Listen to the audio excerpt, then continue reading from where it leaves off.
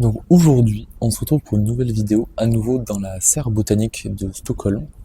Alors aujourd'hui, pour vous parler des adaptations des plantes. Alors on va essayer de faire ça pour d'autres organismes. Je vais éviter de rester que sur les plantes parce que je sais que c'est pas les choses qui vous passionnent le plus. Mais en tout cas, la serre botanique est un super endroit pour parler de la diversité des adaptations des plantes. Alors déjà, avant de vous présenter ces diverses adaptations, déjà, définissons un peu ce que c'est une adaptation. Alors une adaptation, c'est une modification d'un être vivant, qu'elle soit physiologique, morphologique, comportementale, en réponse à son environnement. Alors dans cette vidéo, on va uniquement parler d'adaptation à l'environnement et pas forcément de mécanismes coévolutifs qu'on pourrait plus ou moins caractériser comme une adaptation à une réponse à d'autres êtres vivants. Là, vraiment, on va s'attarder aux conditions environnementales, donc à la température, à l'humidité, aux incendies, aux choses physiques ou chimiques. En tout cas, pas aux interactions entre êtres vivants. Et donc, une adaptation, qu'est-ce qu'elle fait ? Elle va être sélectionnée au cours du temps en réponse à une pression environnementale et elle va faire en sorte que la population, les espèces, aient un meilleur succès reproducteur à la fin. Par exemple, si on prend notre ami ce cactus qu'il y a derrière, qui est très grand, qui est immense, eh bien, une de ces adaptations, c'est les épines.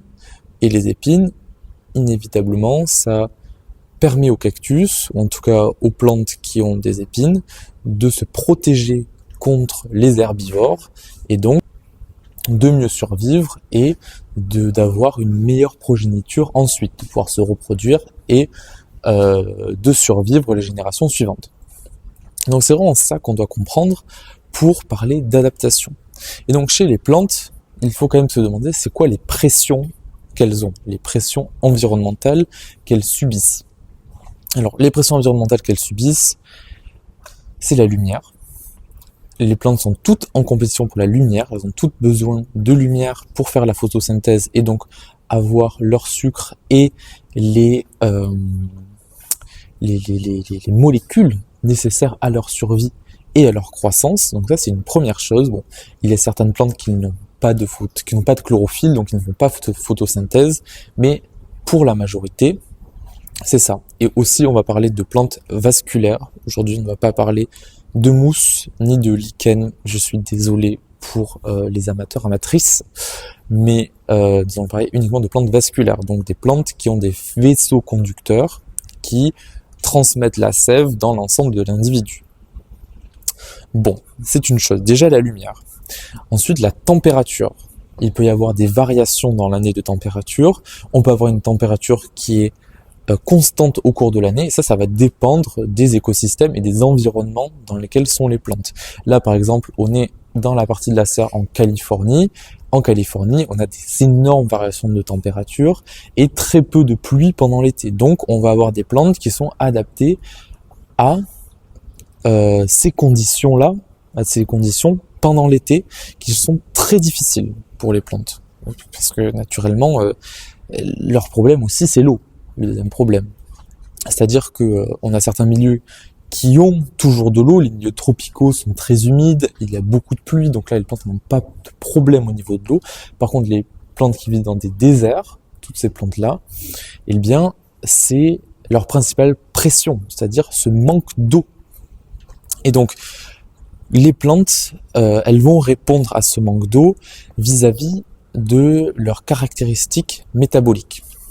Je m'explique, et morphologique, et même anatomique, on pourrait dire. Je m'explique. Une plante, pour faire la photosynthèse, elle a une surface verte, comme ça, qui va capter la lumière.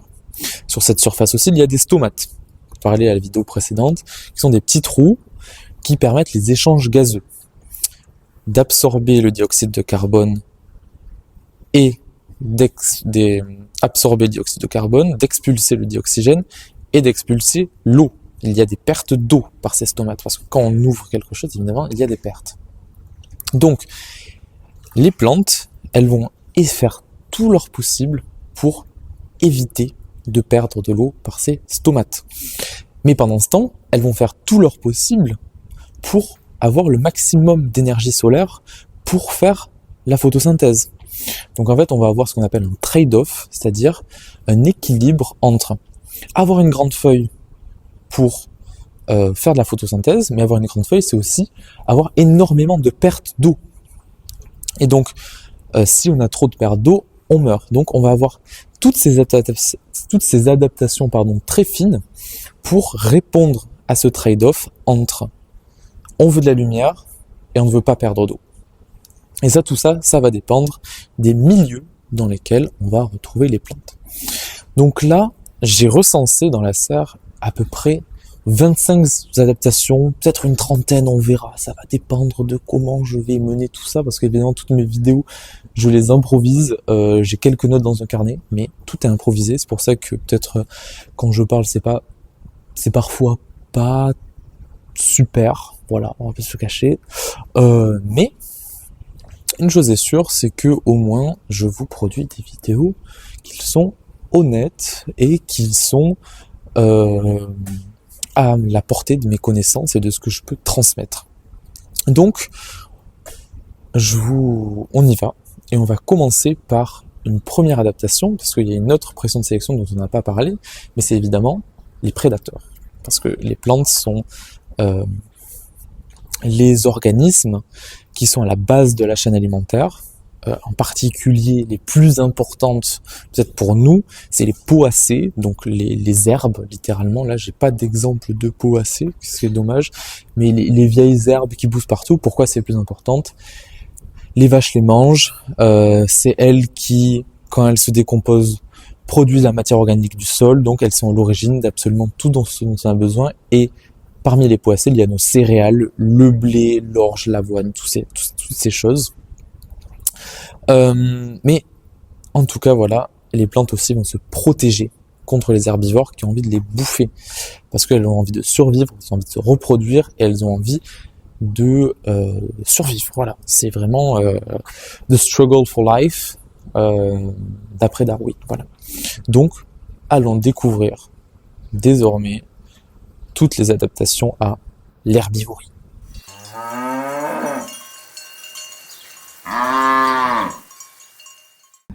Donc ici, nous nous trouvons dans la partie méditerranéenne de la serre. Je vais vous montrer avec des plantes issues du milieu méditerranéen. Donc là, ce qu'on voit ici, c'est un olivier. Voilà, c'est un olivier ici. Donc vraiment des plantes caractéristiques des milieux méditerranéens. Une chose à savoir sur le milieu méditerranéen, c'est que il y a un merle dans la serre, d'accord. C'est que il n'y en a pas que autour de la mer Méditerranée. Il y en a aussi en Australie et en Afrique du Sud. Donc c'est pour ça qu'on trouve aussi des plantes un peu bizarres qu'on n'a pas tendance à voir dans le milieu méditerranéen autour de la mer Méditerranée. Première chose, milieu méditerranéen, qu'est-ce que c'est? C'est un milieu avec des températures plutôt douces tout au long de l'année, mais un été très chaud, en tout cas, avec des températures qui frôlent les 40 degrés, un déficit de pluviométrie, donc très peu de pluie pendant l'été, et une humidité qui est assez faible. Donc les plantes, elles vont répondre à ces pressions environnementales par diverses adaptations qu'on verra plus tard. En tout cas, pour l'herbivorie, premier exemple, première adaptation, c'est évidemment l'utilisation de toxines. Pour éviter de se faire bouffer, les plantes, elles vont produire des toxines. Alors, première plante, c'est les euphorbes.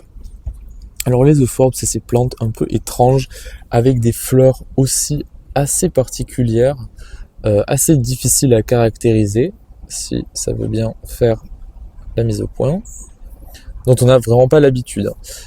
Là, on a du coup l'ovaire qu'on voit en rouge, les étamines, et en fait, ce qui est en rouge, c'est deux énormes bractées. Donc c'est vraiment une fleur hyper particulière, mais ce qui est encore plus particulier, bon, normalement, il ne faut pas faire ce que je vais faire, mais on va dire que c'est réalisé par un professionnel. C'est que quand on casse une feuille, qu'est-ce qui se passe? On voit du lait blanc qui sort. Alors c'est pas du lait blanc évidemment, c'est ce qu'on appelle du latex. Il y a beaucoup de plantes qui produisent du latex, pas une caractéristique des euphorbes. Le latex, on l'utilise pour faire du caoutchouc. Je ne sais plus quel arbre permet la production de latex. Je vous le mettrai là quand je ferai mes petites recherches. Mais en tout cas, ce latex, c'est un latex très toxique. C'est un latex qui est irritant. Donc là, j'en ai sur la peau, c'est génial. Donc je vais être irrité, mais c'est pas très grave. C'est irritant et aussi c'est toxique à l'ingestion. Donc toutes ces caractéristiques font que personne ne veut bouffer cette plante. C'est aussi une sève qui est très épaisse, donc qui permet la cicatrisation de la plante. Là, j'ai cassé un morceau de feuille. Là, vous le voyez. J'espère que ça va faire les points. Elle va faire beaucoup de latex qui va sécher, qui va durcir et qui va permettre à la plante de cicatriser. Donc ça, c'est une première adaptation qui est hyper utile pour les plantes. Et je vais vous en montrer une autre. Est-ce que j'ai autre chose à vous dire sur ça ? Oui, en fait, aussi, les euphorbes, elles sont quand même mangées par certaines chenilles qui ont développer des enzymes qui vont permettre de détoxifier, les feuilles qu'elles consomment. C'est-à-dire qu'elles vont manger des feuilles et les toxines qu'il y a dans la plante, elles vont les détruire via des enzymes. C'est par exemple le cas du sphinx de l'euphorbe. Donc il y a quand même certains herbivores qui vont y arriver, mais la grande majorité n'y arrive pas. Une autre plante qui est extrêmement toxique, c'est celle-là. La digitale. Alors les digitales, c'est un groupe d'espèces. Il n'y a pas qu'une espèce de digitale. Et les digitales produisent une toxine, la digitoxine. C'est extrêmement toxique, qui est cardiotoxique. Donc elle va diminuer le rythme cardiaque jusqu'à en fait faire un arrêt cardiaque. Voilà, si on en consomme en trop grande quantité. Donc vraiment une plante extrêmement toxique et qui est pollinisée uniquement par des bourdons qui ont la possibilité aussi de survivre à ces toxines avec des modalités de détoxification. Par contre, en grande quantité, extrêmement toxique. En faible quantité, la digitoxine peut être utilisée comme médicament pour certains problèmes cardiaques.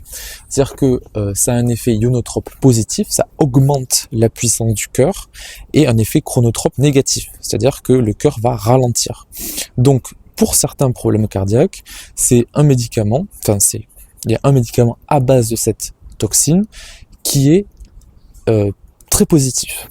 En fait, c'est difficile de parler vraiment de toxicité pure chez les plantes, parce qu'en fait, tout dépend vraiment de la quantité. Et ça, c'est le cas de tout pour l'essence de la nutrition, c'est-à-dire que si on boit trop d'eau, on peut en mourir, mais l'eau, c'est bon.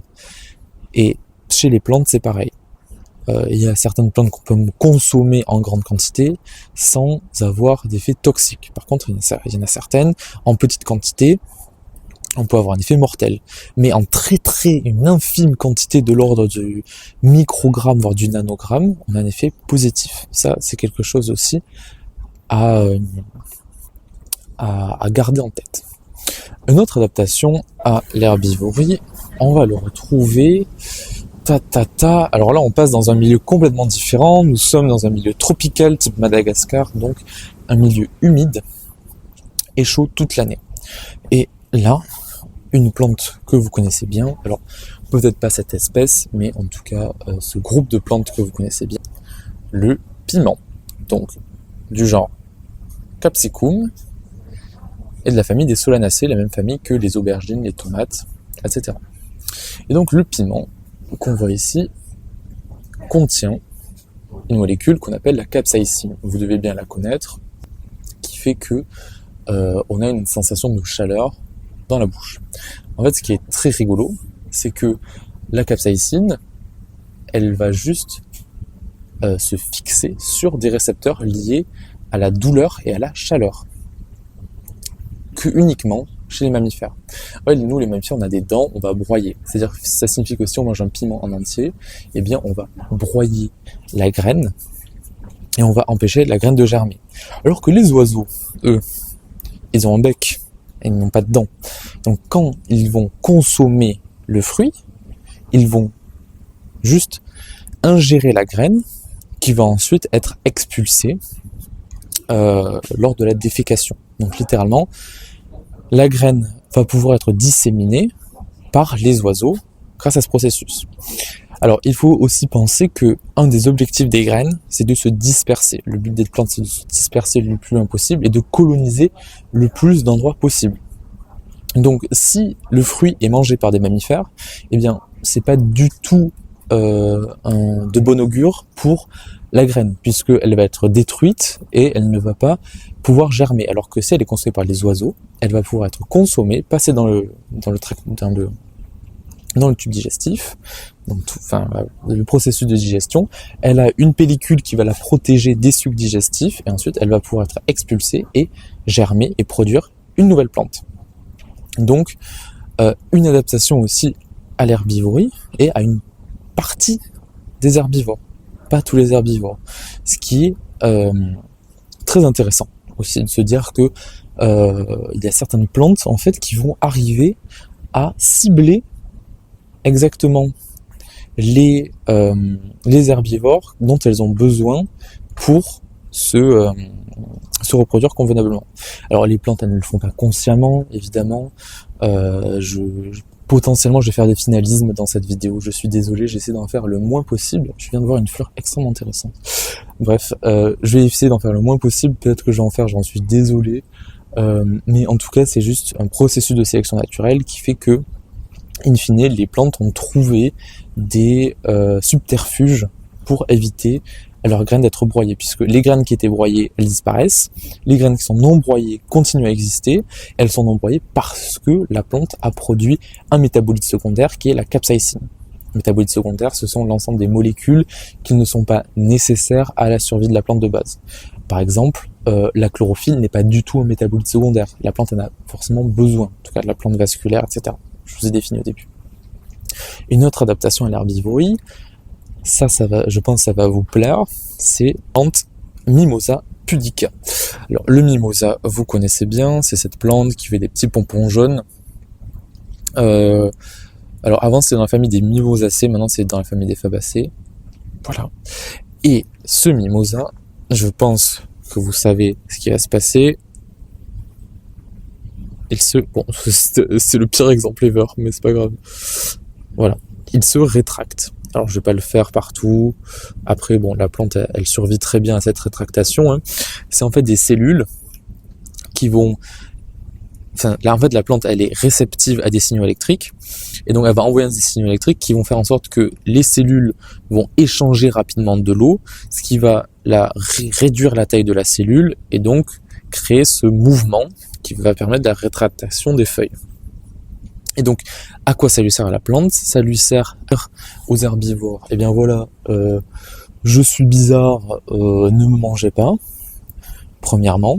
Mais ça va aussi servir à la plante à se protéger des chocs thermiques. S'il pleut trop, ça peut casser des branches. Et donc, on va diminuer la surface de contact pour éviter aux branches et au feuillage de se casser. De même, je vais vous la remontrer, parce que je bouge, mais bref. En se rétractant comme ça, elle va donc limiter la surface d'échange, et donc, en étant rétractée comme ça, je vais l'aider à se rétracter, elle va avoir moins de contact avec le soleil, et donc elle va inévitablement aussi perdre moins d'eau. Vous allez me dire, oh là là, mais on est dans le milieu, on est à Madagascar, dans un milieu humide, tu nous avais dit que blablabla, il y avait de l'eau, donc il n'y avait pas de problème. On est dans un milieu humide, mais il faut se dire que les écosystèmes ne sont pas... Enfin, les régions ne sont pas continues en termes d'écosystèmes. C'est-à-dire que on peut avoir un patch d'écosystèmes différents avec des caractéristiques différentes. Donc, même dans des milieux secs et arides, il peut y avoir peut-être des zones humides et donc des plantes qui n'ont pas besoin d'avoir des adaptations à la sécheresse. En fait, rien n'est un continuum. Il y a vraiment, tout est hétérogène. Faut se dire, en termes d'adaptation chez les plantes, elles vivent toutes dans une niche écologique particulière qui leur permettent de s'adapter de différentes manières. Je sais pas si c'est très clair, mais voilà. Peut-être que j'y reviendrai, je ferai potentiellement une petite vidéo sur la notion de niche écologique, parce que c'est une notion qui est très importante.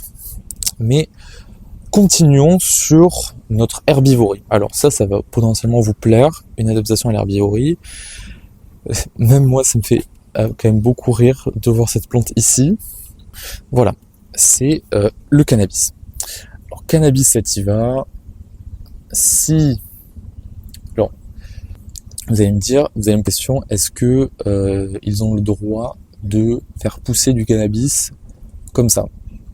Ils ont le droit si le plant de cannabis a une quantité de THC de moins de 0,3 g par gramme de feuille, je crois dans mes souvenirs. Donc, s'ils le font pousser dans des conditions un peu pourries, parce que dans des meilleures conditions, enfin pour avoir une quantité de THC élevée, il faut que la plante soit dans un milieu lumineux, qu'elle fasse beaucoup de photosynthèse pour faire des métabolites, beaucoup de métabolites secondaires. Donc là, elle est dans des conditions un peu pourries, donc j'imagine que c'est autorisé. Après, je ne sais pas la législation en Suède, on verra. En tout cas, ce qui est hyper intéressant avec cette plante, c'est que on peut se dire, oh là là, le THC est contenu dans les feuilles. En fait, le THC n'est pas contenu dans les feuilles, il est contenu dans des trichomes. Alors, je sais pas si on peut les voir à l'œil nu. Je pense pas. Alors, un tout petit peu. Je sais pas si sur la vidéo on va pouvoir les voir. Alors, les trichomes, c'est ces petits points blancs qu'on voit. Là, on les voit un petit peu. Ces sortes de toutes petites tiges là qu'on voit. Je vais vous les montrer sur une autre plante. Alors, les trichomes, c'est des sorte de, sur les feuilles ou sur les fleurs, des toutes petites tiges, je dirais, où il y a à l'extrémité un petit suc. Et donc dans ce suc, il y a le THC. Alors les trichomes, on les connaît mieux sur les plantes carnivores. Voilà. Ici, le trichome, c'est cette tige qui est rougeâtre à l'extrémité avec une petite goutte au bout. Donc là, la petite goutte au bout, chez les plantes carnivores, c'est un sucre qui va coller. Chez le cannabis, c'est la concentration en THC qui forme une sorte de résine. Alors cette résine, elle va servir à quoi dans la nature? Parce que bon, c'est rigolo, on la fume, on a des effets un peu sympas, mais en réalité, elle sert à quoi? Parce que la plante, elle l'a pas créée pour nous. On est bien d'accord. Ça sert, en fait, c'est un insecticide hyper puissant, neurotoxique pour les insectes. Ça va tuer les insectes. Et pourquoi le THC est concentré dans les fleurs? Parce que les fleurs, c'est les parties les plus importantes pour la plante. C'est la partie qui va lui permettre de se reproduire et, in fine, de se propager dans l'environnement et de continuer à exister. Donc en fait, la plante, elle concentre le THC dans la fleur pour éviter que la fleur soit bouffée par les insectes. Donc c'est une plante qui a une pollinisation anémophile. Pardon, il faut que ça revienne petit à petit. Pollinisation anémophile, donc par le vent, et donc le pollen va se répartir dans l'air et va venir polliniser les fleurs comme ça.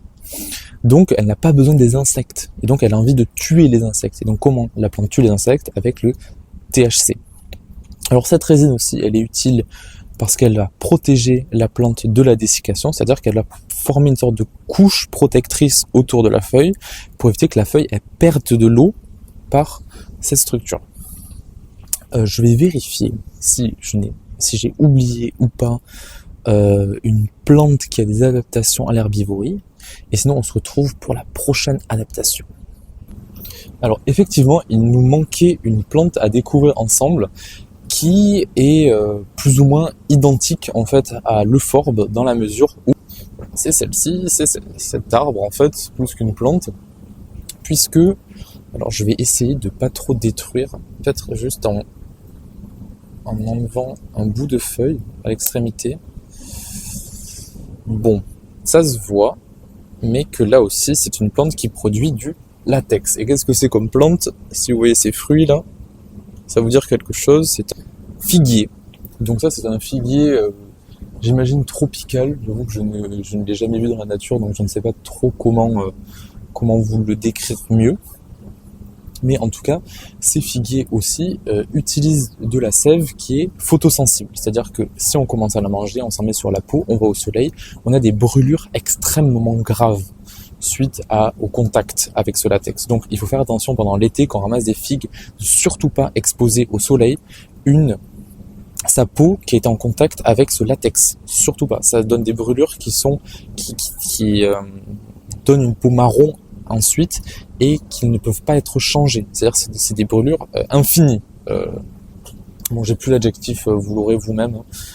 Et ce qui est aussi intéressant, c'est que le figuier a aussi une molécule, je vais vous mettre son nom ici, je l'ai oublié, j'en suis désolé, qui a été longtemps utilisée pour faire cailler le lait et pour détendre la viande, dans la mesure où c'est une molécule, il me semble que c'est une enzyme qui détruit des protéines, et donc qui permet de faire cailler le lait, et donc de relaxer la viande qui est évidemment pleine de protéines. Ça vous le savez potentiellement mieux que moi.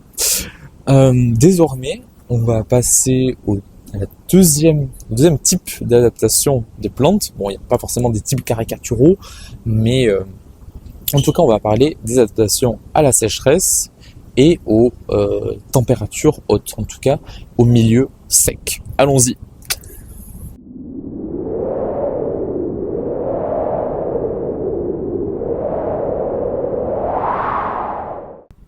Donc du coup, passons aux adaptations des plantes à la sécheresse et au milieu aride et sec. Donc là, on retourne en Californie, donc comme je vous ai dit, déficit de pluviométrie en été et température haute en été. Donc ça signifie que les plantes, elles ont besoin de survivre à ce milieu sec et à cette absence d'eau pendant un certain temps, pendant quelques mois. Alors peut-être que ça vous parle un peu plus. Ça c'est un graphique de température pluviométrie. Donc on voit que en été, on a des températures qui sont très hautes avec une certaine humidité, mais le reste de l'année, presque pas d'eau, presque pas d'humidité. Donc, comme on voit déjà, beaucoup de plantes grasses. Je parle de plantes grasses parce qu'on ne peut pas dire de crassulacées. Les crassulacées qui sont une famille botanique bien définie, puisque on a un mélange de plein de familles botaniques qui ont cette capacité à avoir ce qu'on appelle un parenchyme aquifère. Alors qu'est-ce qu'on sait un parenchyme aquifère?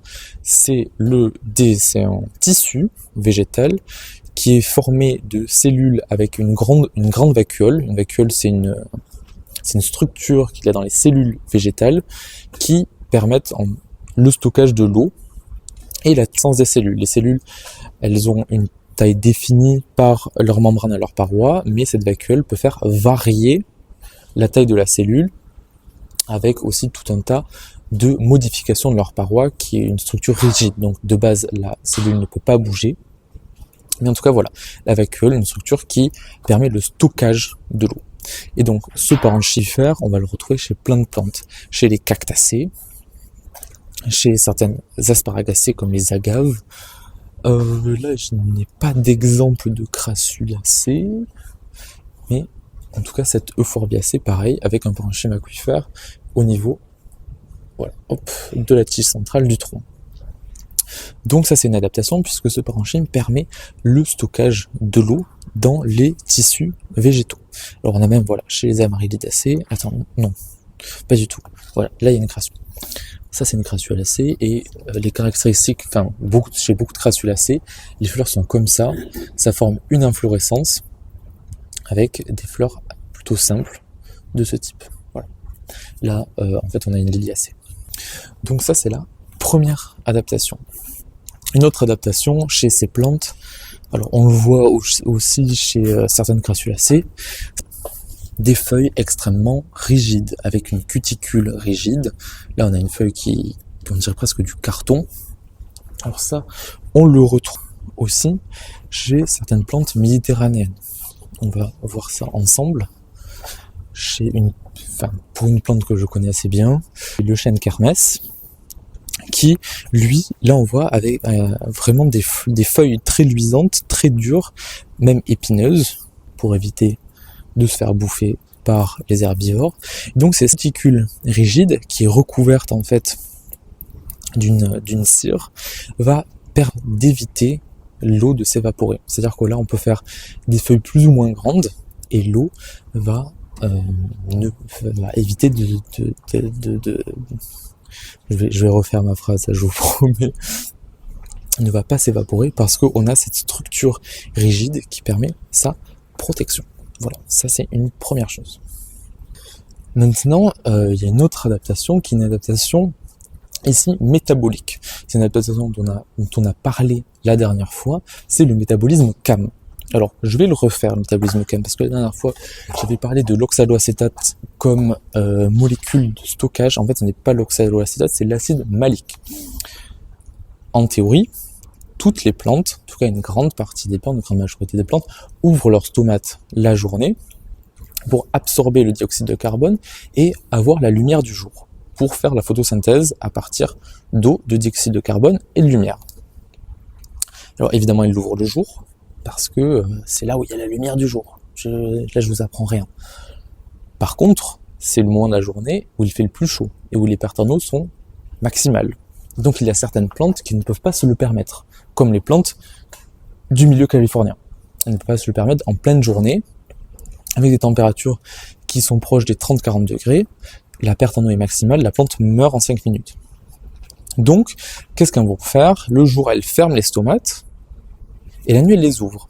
Donc la nuit, qu'est-ce qu'elles font? Elles absorbent le dioxyde de carbone, elles le transforment en acide malique. La journée, elles ferment leur stomate, et cet acide malique qui a été créé pendant la nuit, elles vont l'utiliser pour faire la photosynthèse et pour créer les sucres.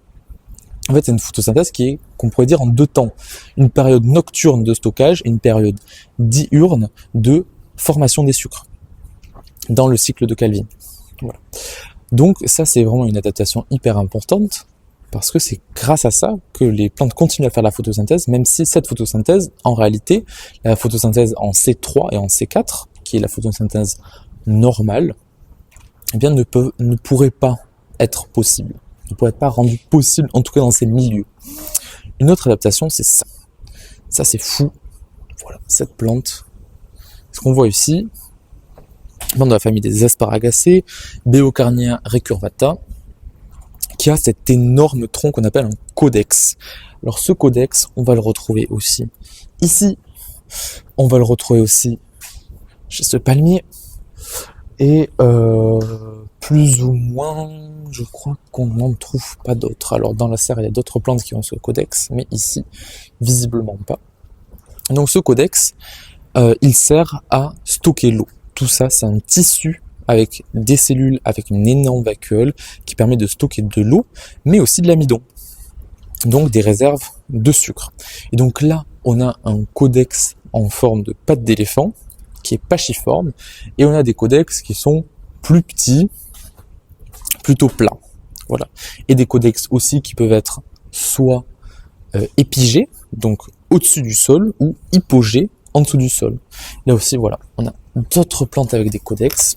Donc ça, c'est des plantes souvent qui sont des plantes d'intérieur, des plantes décoratives, et là où il faut faire très attention, c'est de ne pas mettre trop d'eau pour ces plantes parce qu'elles en stockent beaucoup, et donc elles n'en ont pas besoin de beaucoup. C'est-à-dire que pendant des périodes de sécheresse, elles vont utiliser toutes les ressources qu'il y a là pour continuer à survivre. Et quand il va pleuvoir, elles vont pouvoir se revivifier beaucoup plus rapidement et produire leur structure reproductrice, en tout cas les fleurs.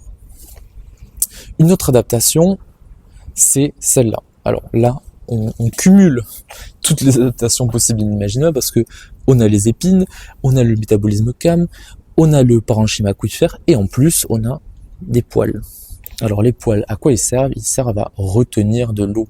Ces poils, ça va faire former une sorte de tissu qui va emprisonner la vapeur d'eau et empêcher des pertes surnuméraires et donc garder une sorte de filtre comme ça qui va protéger la plante contre les pertes en eau. Alors ça, on le retrouve chez les cactus, mais en fait, on le retrouve chez d'autres plantes.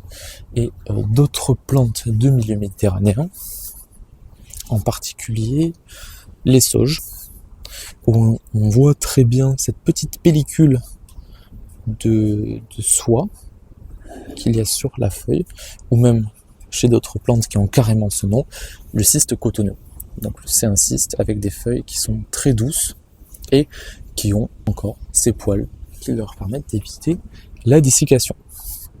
Il y a une autre adaptation qui est une adaptation surtout, je dirais, pour les monocotylédones, mais ça doit être le cas aussi pour beaucoup de plantes, c'est la position des stomates. Alors, les stomates, on en a parlé, des structures qui permettent l'échange des gaz, mais des structures où on peut perdre énormément d'eau par ça. Et donc souvent, en fait, les stomates, on va les retrouver que sur une partie de la feuille. La feuille, elle a un recto, un verso, Et souvent, on va donc retrouver les stomates sur uniquement le verso de la feuille, c'est-à-dire l'endroit à l'ombre, pour éviter à nouveau ces pertes en eau. Je vais vérifier si j'ai parlé de toutes les adaptations et je reviens à vous. Donc, pour conclure avec les plantes qui ont des adaptations à la sécheresse, au milieu sec et à une faible humidité dans l'air. En fait, on peut distinguer deux types de plantes. Les malacophytes, des sclérophytes. Les malacophytes, c'est toutes les plantes grasses qu'on a vues, avec un métabolisme calme, un parenchyme aquifère, et ce qu'on n'a pas vu, c'est un système racinaire qui est peu ramifié, souvent pivotant, ou vraiment qui est à la surface du sol, puisque ces plantes, comme elles stockent beaucoup d'eau, elles n'ont pas besoin d'explorer le sol. On va les distinguer des sclérophytes. Ça, ce serait plutôt une sclérophyte, et ça, une malacophyte. Les sclérophytes, elles, c'est des plantes qui n'ont pas de métabolisme calme, qui ont des feuilles toutes petites, toutes fines pour minimiser son interaction avec la lumière du soleil, avec aussi l'adaptation contre les pertes d'eau liées à la position des stomates et un système racinaire extrêmement ramifié pour explorer le sol et capter un maximum d'eau par le sol. Et il n'y a pas d'eau, il y a des dunes ici, mais certaines sclérophytes ont carrément la capacité de se refermer, de se replier avec les stomates à l'intérieur pour éviter de perdre de l'eau. Et donc les sclérophytes, c'est aussi les plantes qui ont ces poils, cette cuticule, toutes ces adaptations qui permettent d'éviter la perte d'eau, mais sans forcément un stockage. Les sclérophytes n'ont pas de stockage, c'est plus de la résistance, tandis que les malacophytes, c'est du stockage pour survivre pendant une période et ensuite refaire une période de stockage pour survivre à cette périodicité des moments difficiles dans l'année, des moments de sécheresse, des moments caniculaires, etc., où il y a des températures très grandes et une faible humidité dans l'air. Donc là, nous allons passer à tout l'inverse. Nous allons passer aux adaptations au milieu humide et chaud. Donc l'inverse de tout ce qu'on a vu jusqu'à présent. Allez, c'est parti.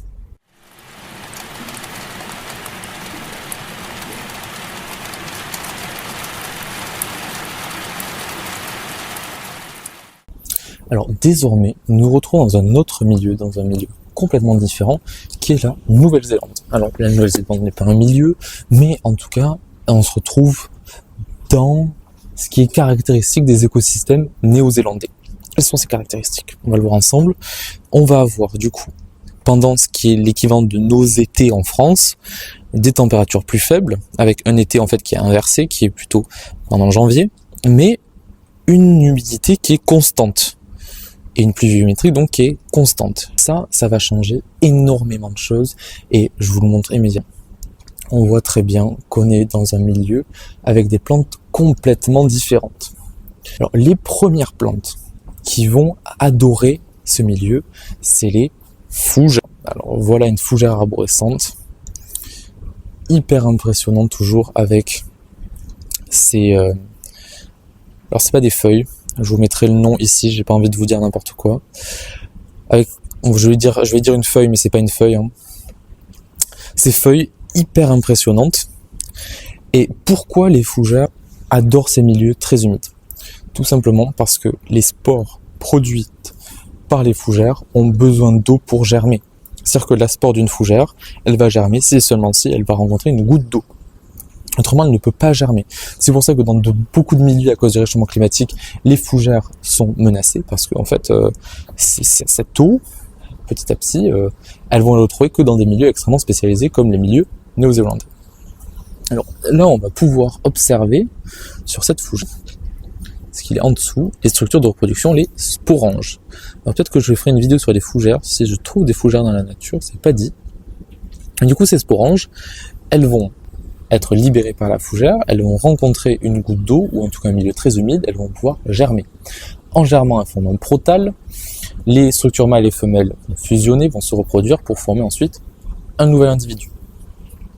Donc, déjà, c'est pas vraiment une adaptation, mais c'est plus une nécessité biologique, c'est le besoin d'eau pour germer. Par contre, une adaptation à un milieu riche en eau, où on a tout le temps de la pluie, pas besoin de... Enfin, en fait, là où je veux en venir, c'est que si on a tout le temps de l'eau en permanence, pourquoi avoir besoin d'un système racinaire? Le système racinaire, c'est le système qui permet de capter l'eau. Bon, pas que l'eau, évidemment, certains minéraux, mais en grande partie, c'est l'eau. Donc pourquoi avoir besoin d'un système racinaire? Et c'est ce qu'ont fait les épiphytes. Alors ces plantes épiphytes, elles ont uniquement un reliquat de système racinaire pour s'ancrer à leur substrat. On voit ici, leur substrat, on a mis un morceau de liège. Et donc ces plantes, en fait, elles n'ont plus de système racinaire fonctionnel. On les plante dans le sol, elles ne fonctionnent pas. Donc c'est des plantes de la famille des Broméliaceae. Là, je vous mets un exemple, parce que je ne connais pas le nom scientifique de ces autres plantes, j'en suis désolé. Mais souvent, on pense que les adaptations et l'évolution tendent à créer de la nouveauté et à permettre de nouvelles choses d'apparaître. En fait, pas du tout. L'évolution peut aussi favoriser des réductions dans les processus évolutifs. Et là, une réduction, c'est la perte du système racinaire, qui est pourtant presque une caractéristique des plantes vasculaires. Les plantes, elles vont s'implanter sur des arbres, et elles vont attendre que la rosée, la pluie s'écoule sur elles pour absorber l'eau par leurs feuilles, ainsi que les minéraux, et vivre comme ça, sans aucun système racinaire. Donc après, ces plantes, elles vont faire des fleurs, faire en l'occurrence des inflorescences, et elles vont pouvoir se reproduire de cette manière. Donc finalement, souvent les adaptations à l'humidité ou à l'eau sont de manière contre-intuitive associées à des pertes de tissus végétaux pour flotter, pour avoir de l'air à l'intérieur. Je vous mets un exemple ici, mais il faut se dire que l'évolution n'est pas toujours associée à un gain de caractéristiques morphologiques, comportementales, moléculaires. Ça peut être aussi associé à une perte. Ça, c'est une chose à savoir.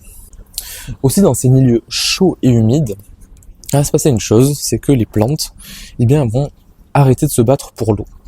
Et comme elles arrêtent de se battre pour l'eau, eh bien, elles vont faire des feuilles gigantesques.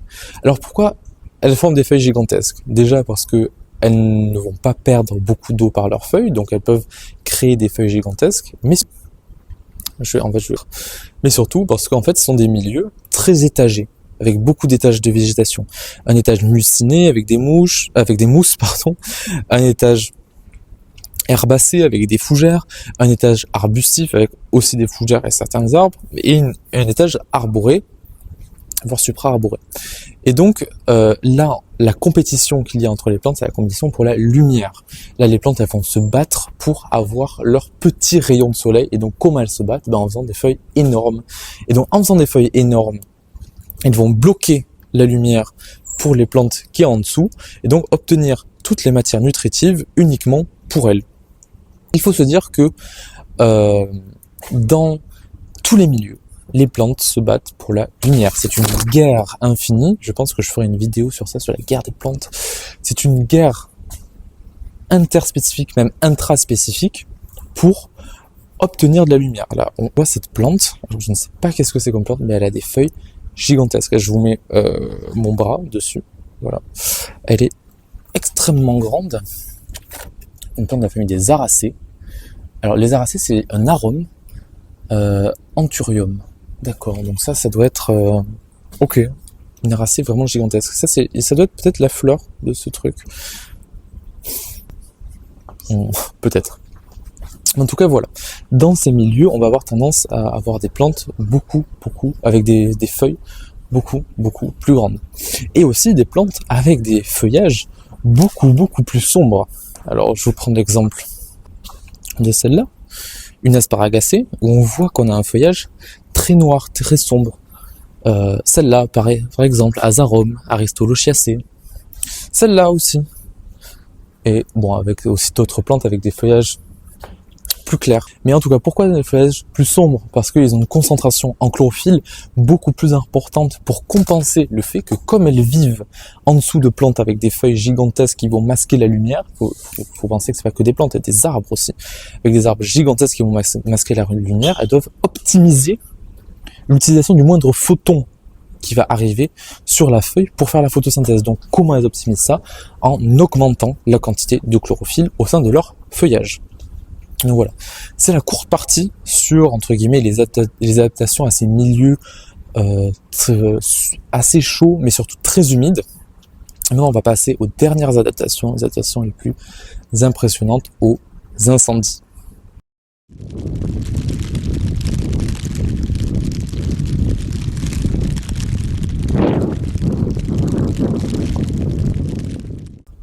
Donc, les dernières adaptations qu'on va voir ensemble sont les adaptations aux incendies. Alors, c'est complètement contre-intuitif de parler d'adaptation aux incendies pour les plantes, mais en fait, c'est assez logique. Je vais vous démontrer pourquoi. Et donc, on a deux types d'adaptation à ces incendies. On a la résistance et la pyromanie. Ce ne sont pas les termes, évidemment, scientifiques, mais c'est pour vous donner l'idée. On va avoir des plantes qui vont être adaptées à résister aux incendies et d'autres à foutre le feu. Donc, on va voir ensemble. La première adaptation aux incendies, on va la voir chez beaucoup de résineux. Et en particulier les résineux qui vivent dans des milieux secs méditerranéens où les feux prennent extrêmement facilement. Là, on a un pin parasol, Pinus pinea. Où est le nom ? Là.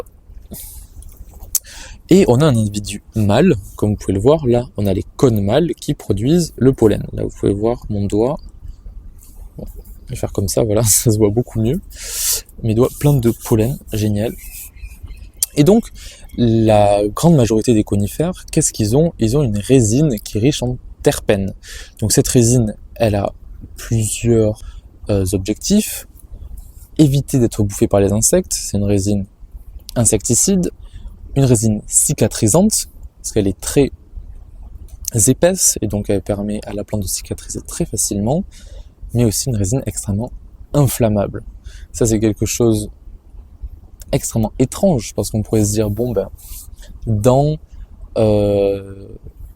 l'espace évolutif des plantes, on a bien vu que l'évolution pouvait converger vers un latex qui est insecticide et cicatrisant. Donc pourquoi avoir conservé cet aspect incendiaire, littéralement ?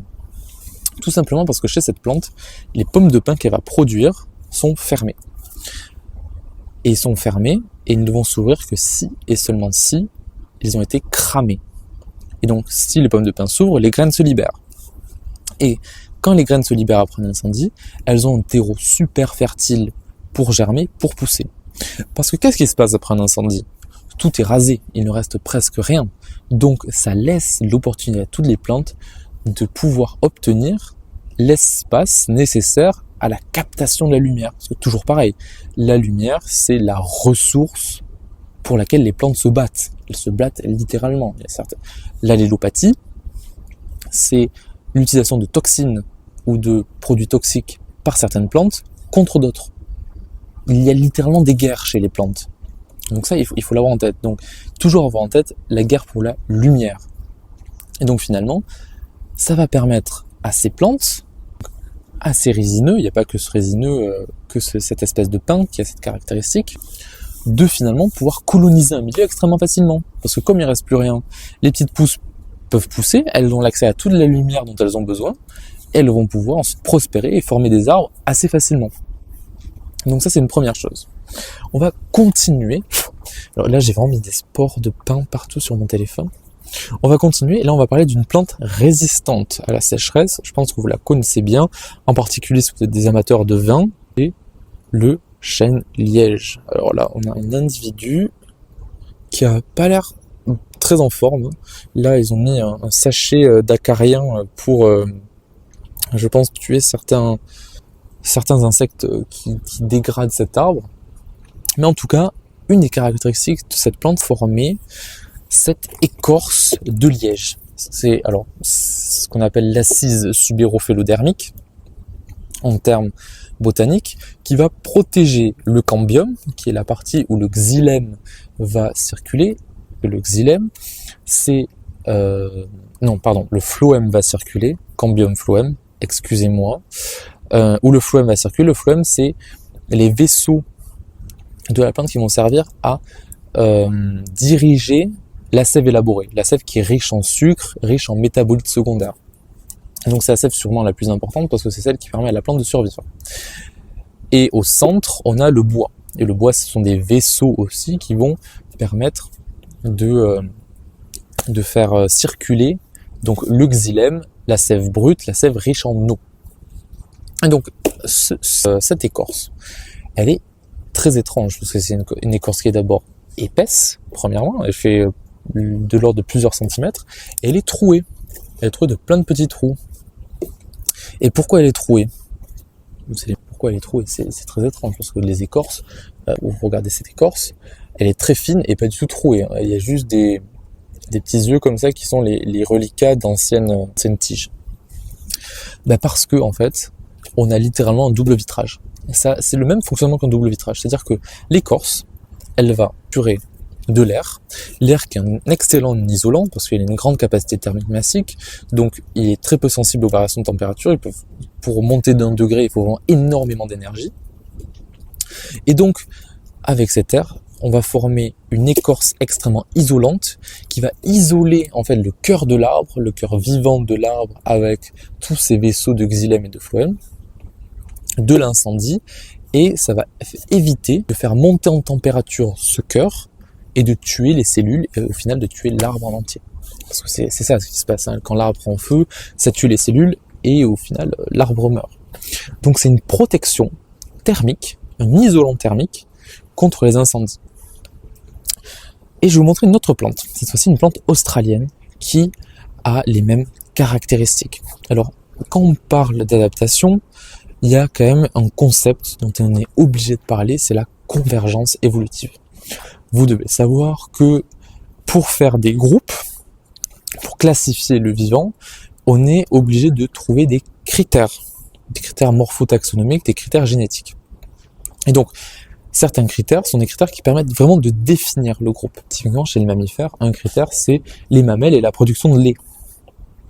Par contre, les yeux, on le partage avec les oiseaux, avec les poissons et avec plein d'autres êtres vivants. Donc finalement, les yeux ne permettent pas de définir le groupe des mammifères parce qu'il est partagé avec d'autres groupes taxonomiques. Donc c'est une convergence évolutive. C'est-à-dire que en réponse à une même pression, on a les mêmes résultats, en tout cas les mêmes types de réponses à ces pressions. Et en particulier cette plante. Cette plante, elle va répondre de la même manière, Xanthorrhoea praecia, elle va répondre de la même manière à la résistance aux incendies que le chêne-liège. Une plante qui va entrer, qui est grande comme ça, qui va former ses feuilles extrêmement fines. Donc toujours des feuilles pour survivre pour limiter les échanges thermiques et pour minimiser la surface de contact avec la lumière et donc minimiser les pertes en eau. Et donc ces feuilles, elles ne sont vivantes qu'en haut de la plante. En bas, on voit elles sont grises, elles sont mortes. Et donc quand elles meurent, elles laissent le pétiole basal ici, et ce pétiole basal va former un pseudotronc, parce que c'est pas vraiment un tronc comme on a vu chez le chêne avec une assise subérophallodermique, un cambium et un bois. Là, on a uniquement le pétiole basal qui va, en s'agrégant, former un tronc qui va protéger ceci, qui est le cœur. Et là, on le voit très bien, c'est un tronc qui a été brûlé. Je ne sais pas d'où il a été ramené, est-ce qu'ils l'ont brûlé par eux-mêmes, je ne sais pas. Mais en tout cas, on voit que la brûlure, elle s'est arrêtée jusque-là, et que tout ça a été protégé. Bon, là, l'arbre est mort, mais en tout cas, on voit très bien la puissance de protection de ce mécanisme de mort de feuilles et d'empilement de pétiole basal. Et ce qui est intéressant, c'est qu'en fait, c'est du contreplaqué. Comme vous pouvez le voir, c'est des pétioles qui sont mises de manière en contreplaqué.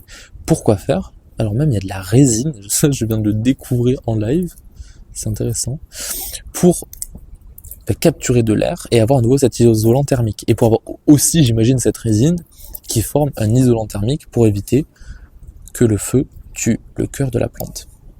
Bon, en tout cas, une chose est sûre, c'est que cette plante, j'ai tout cassé, elle a besoin en tout cas en Australie, de survivre aux incendies. Pourquoi? Parce qu'elle a des collègues, elle a des plantes qui elles foutent le feu. Il y a des plantes pyromanes en Australie. Donc les plantes pyromanes, en fait, vous les connaissez très bien, les eucalyptus. Alors voilà, une espèce d'eucalyptus. Ici, non, ça c'en est pas un. Bon, on est dans l'écosystème australien ici. Là, il y en a un petit avec des feuilles très mignonnes. D'ailleurs, lui, il est en fleurs. On le voit ici. Et donc, c'est ce qu'ils ont. Ils ont d'abord une sève qui prend feu. Donc, une sève de la même manière que les conifères, qui est insecticide. Il me semble que c'est des terpènes aussi.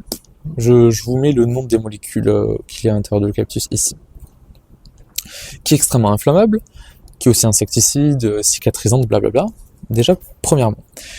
L'eucalyptus peut aussi faire monter la température à la base de son tronc pour permettre à un feu de prendre extrêmement vite. Deuxième chose. Troisième chose. L'écorce de l'eucalyptus, elle s'enlève. On a une assise subérophylodermique qui est mobile, avec une écorce qui est plate, avec une superbe prise au vent, très légère, qui s'enflamme très facilement. En fait, l'arbre, il crée littéralement des bombes de feu.